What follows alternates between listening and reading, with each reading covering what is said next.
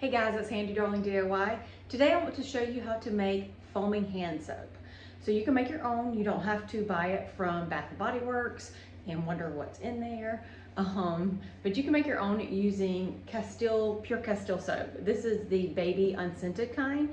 It's the kind I buy. This is my second bottle, maybe my third bottle since the past couple of years.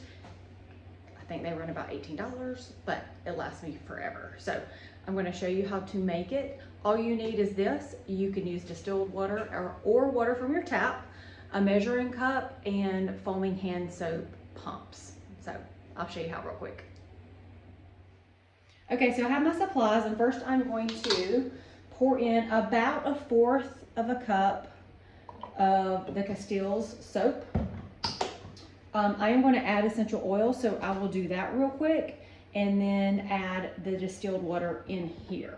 So that's how I'm going to mix mine up. You need about 40 drops total of essential oils, whatever combination you would like.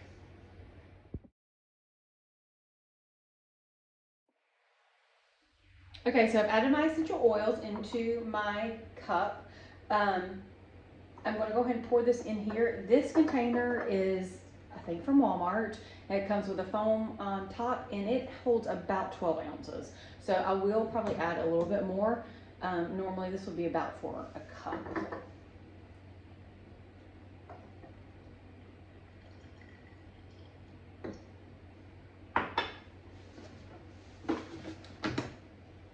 You can pour this directly into your container, but I just wanted to try to get a good measurement for y'all.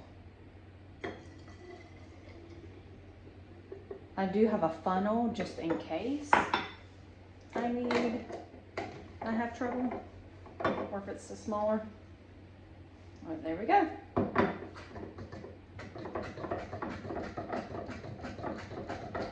There it comes.